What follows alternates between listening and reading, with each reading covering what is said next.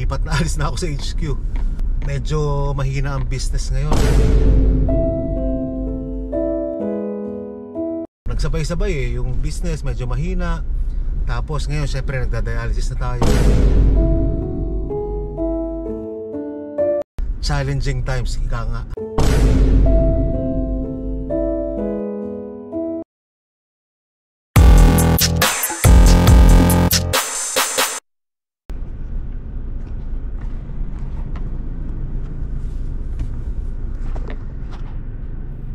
Yun, kamusta mga kapot-pot? Long time no see. Medyo naging abala tayo, grabe. Mahigit isang buwan yata na hindi ako nakapag-ride. Oo, mag-isang buwan na. Ang last na upload ko ng ride, yun pang sa Timberland, kasama ko si Albert Bambao. Tapos after nun, medyo napahinga tayo sa ride dahil na busy, naglilipat kami. Dito, yung mga familiar dito sa channel, yung mga dati dito sa channel, siguro familiar kayo dito sa HQ. Yung hangout namin ng Team Apple dati, pag may mga ride, pag may mga overnight, minsan doon kami natutulog, doon kami tumatambay. Tapos doon din yung HQ rin ang naging simula ng ng Sarap Mag Bike Shop actually. Medyo mahina ang business ngayon, so kailangan natin mag cost cutting. So nagsabay-sabay yung business medyo mahina. Tapos ngayon syempre nagda-dialysis na tayo, medyo malaki ang gastos, talagang medyo kumbaga challenging times, ika nga. So kailangan natin mag cost cutting. Makuwento ko lang, no, ang pinakasimula kasi niyang Sarap Mag Bike Shop ay nung nagsimula ako magtinda ng merch. Nung nagsimula tayo magkaroon ng merch dito sa YouTube channel, cycling cap. Naalala ko pa dati, ang binibenta ko lang cycling cap. Tapos nagkaroon ng mga shade stay protector, ng mga bag, tapos hanggang sa mga t-shirt, iba't ibang klaseng t-shirt, cycling jersey, mask, ayan. Tapos nagtuloy-tuloy na hanggang sa nag-decide na akong gawin siyang full-blown na bike shop. Actually doon ko pa unang tinambak yung mga unang stocks ng mga piyesa ng mga bisikleta sa HQ. Tapos for some time naging naging office din ng mga staff, yung mga iba't ibang yung mga staff na nagkaroon tayo sa Sarap Mag Bike Shop, mga nagpa-process ng Shopee, tapos yung gumagawa ng t-shirt. Yan, so medyo rin yung HQ, medyo memorable din. Medyo marami ring memories na nangyari dyan sa HQ. Yun nga lang, dumating tayo doon sa point na medyo mahirap ang business ngayon. Medyo challenging times. Alam nyo naman, mula nung towards the end of the pandemic, humina ang bisikleta. Lalo na yung mga may bike shop dyan, maintindihan nyo ako. Tsaka siguro kayo, mapapansin nyo rin na ang dami mga bike shop na nagsara. Actually, isa tayo dun sa mga tinamaan nun, yung Sarap Mag Bike Shop sa South. Talagang hindi natin kinaya, sumobra hina nung shop.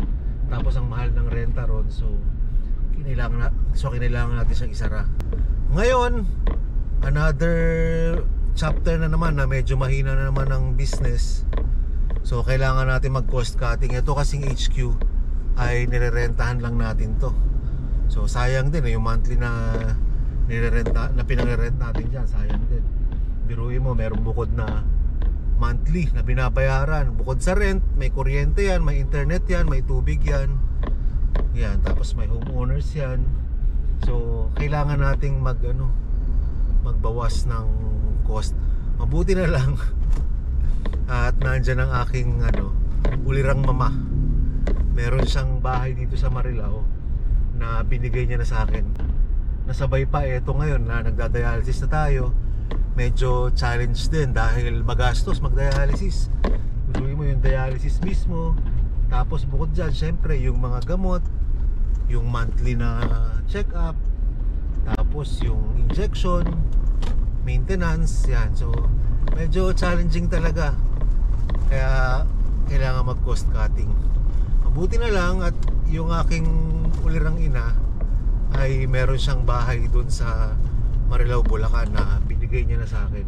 So yun, actually yun, medyo hindi siya bago. Dati na siyang naipundar ni mama. Ni mama.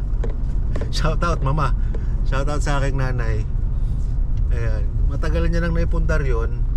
Kaya lang walang tumitira doon. So binigay niya na sa akin. Medyo pina-repair lang. Actually pati nga yung pagpapa-repair si mama rin ang nanay ko rin ang sumagot. Dahil ngayon medyo challenging times para sa atin. At ayun na nga, eto may patapos na yung mga repairs na ginagawa. At yung mga ibang gamit galing sa HQ nandun na rin. Kaya eto last day yata nung paggawa doon sa loob. Kaya makakalipat na rin. So makakalipat na rin finally. Ayan, so yun lang gagawin natin ngayon. Papakita ko sa inyo yung kung saan ako lilipat. Kailangan nating magbawas lang muna ng gastos. Tapos pagkatapos ito, focus na ulit negosyo sa vlog. At ayun, babalik na ulit tayo sa mga rides. Ngayon dadaan lang muna tayong shop. Kailangan ko lang may daanan doon mabilis. Tapos punta na tayo sa HQ. Kasi yung mga nililigpit na gamit doon kailangan ko palala-move. So pupuntahan natin doon. Tapos pagkatapos ikarga, makikita nyo yung mga remaining na gamit doon na kinakarga sa Lalamove. Tapos doon ipapahatid natin doon sa Marilao. Yun na ngayon ang Ian House. Tawag natin Ian House kasi sa akin na yun, bahay ko talaga. Salamat sa aking mama. At napagkalooban tayo ng bahay. Makakamenos na rin sa wakas sa gastos, yung monthly na gastos. Tapos isa pa pala, kaya ultimately nag-decide na rin na lumipat doon. Kasi ang isang problema ko rito sa HQ na nasa Novaliches Bayan, sobrang traffic dito sa Novaliches. Grabe, pupunta kang shop, mag-spend ka ng siguro mga mabilis na yung 30 minutes kung maswerte ka. Pero usually yan 45 minutes pataas. 45 minutes pataas or more. Ayun nga, 45 minutes or more. Kaya talagang hassle din talaga. Balikan yan. Kapag sa Marilao na ako umuwi, ang papunta lang shop siguro 20 minutes. Average niya 20 minutes. Kasi nasubukan ko neto mga nakaraan, nagbabalikan na ako Marilao to sarap mag bike shop. 20 minutes, 25 minutes ganyan. Kasi NLEX na yung daan sa expressway.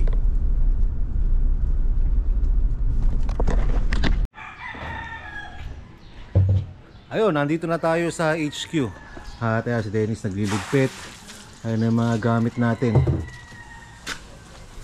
Ito, ligpit-ligpit na. Inaantay na lang natin yung Lalamove na darating. Ito yung mga gamit, ito yung rotary na panggawa ng t-shirt, yung bike case, tapos mga shelf, mga cabinet, maleta. Ayan lahat. Patulong ako kay Kuya Jaime at kay Kuya Dennis. Nakaano rin ako rito 2 years yata. 2 years ba? Tama. Kasi nung nagsimula yung pandemic, hindi, nagsimula ang pandemic, wala pa ako rito. Tapos nung kasagsagan ng pandemic, ayun dito. Tapos yun pala, di ba kasagsagan ng pandemic, nandito. Tapos nung nagtayo ng shop sa Munti, 2000, nakalimutan ko anong year yun, pero last year. Nung nagtayo tayo ng shop sa Munti, 2 years ago. Ayun, naglipat from dito sa HQ, papunta Munti. Tapos after 1 year, nung nagsara yung sarap mag-bike shop sa Muntinlupa, balik na naman dito. Tapos ngayon, after 1 year ulit, lipat naman tayo sa Bulacan. At yun na yung final na lipat kasi yun, atin na yung bahay na yun. So ito yan, itong baba na ito, tapos yung taas yung kwarto, wala na rin laman doon. Akit nga tayo, makita natin. Yung ibang content ko, dito pa nagawa sa taas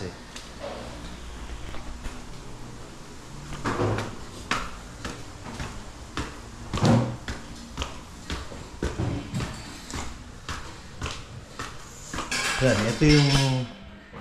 ito yung room nun. Uy, wala na laman. Malinis na.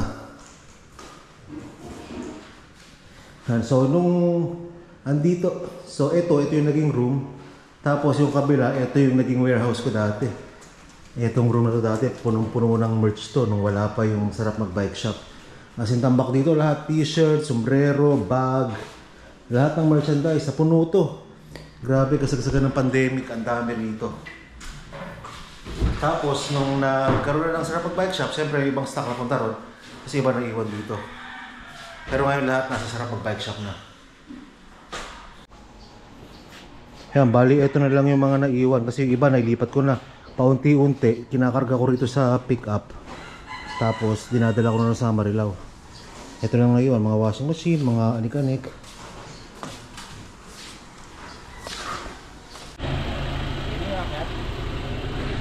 Kuya, gusto mong ano, italikod dito?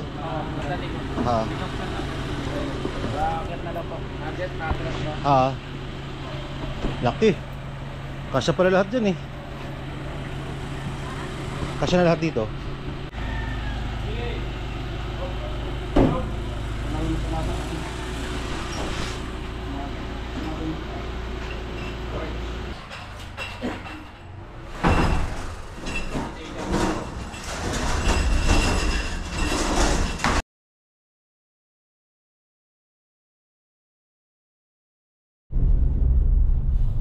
Ayun, nandito na tayo sa Marilao. Kaka-exit lang natin ng NLEX.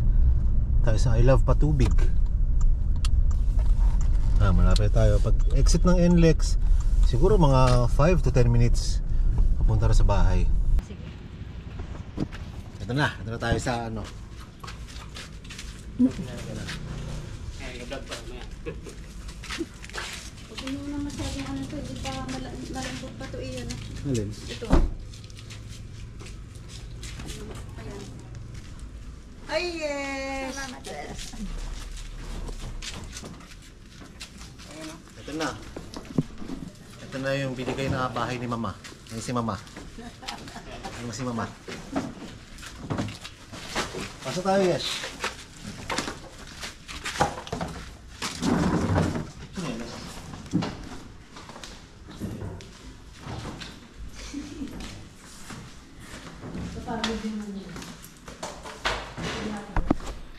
Yan, ito na. Welcome to Ian House. Na sila forma sila yung gumawa dito sa bahay.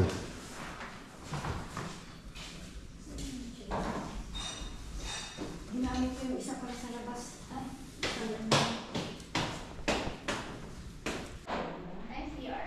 Ha? Ang ganda ng banyo, no? Si Mama Tess na gano'n yan. Mama Tess na design. So ayun, may dining pero wala pa kaming sala set. Tapos sa taas yung room mamaya. Kaya puro gamit pa sa taas eh. Ay, hindi ko pa pwede salad sa sasakyan dito.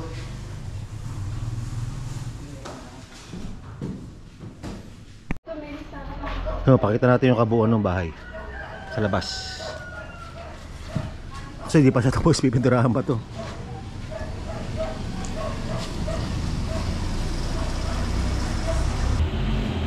Ayun na, dumating na yung Lala Move.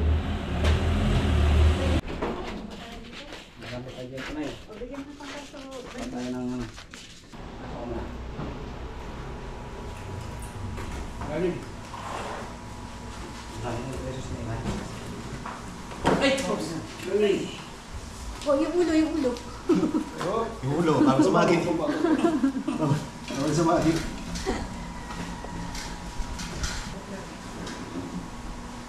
Shoutout kay Adrian ng Purgatory, sa kanya galing yung ref na yun.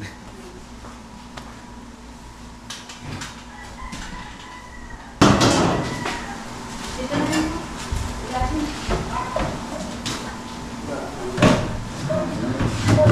Ito, case ng bike, kamay na lang. For sale na to. Hard case. 10,000. Tapos pala, may binibenta rin akong rotary, mga nagsisilk screen. Rotary, tapos yun, mga frame. Mga frame pang silk screen. Pwede, depende kung may makuha tayong taong gagawa. Squeegee. Pwede pa ba yan? Pwede ba yan? Lilinisin lang kaya tatanggalin ito, papalitan ng ng mesh. 1,000 isa. Electric pan, nagbibenta rin kami electric pan. Sabi ko ng damit, kumain na lang. Naging natuto.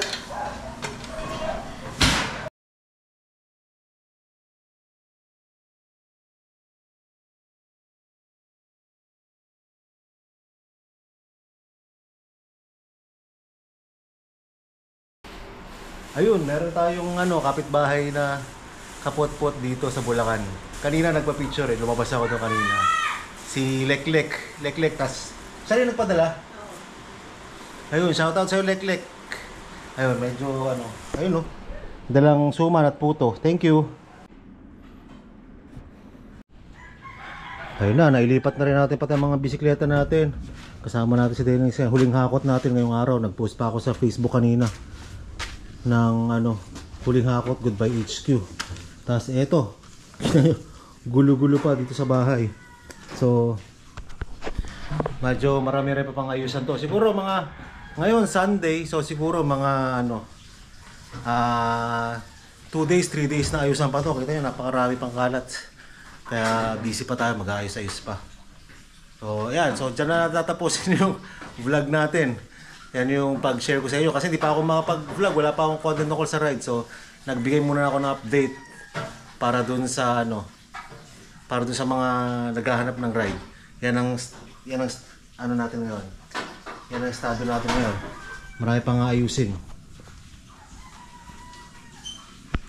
Kalat-kalat pa. So, yun. Maraming salamat sa aking mahal na mama sa pagbibigay na tong bahay na to. Dahil sa wakas makakawala na tayo sa renta dahil ang hirap talaga ng buhay ngayon. Daming gastos, renta, dialysis.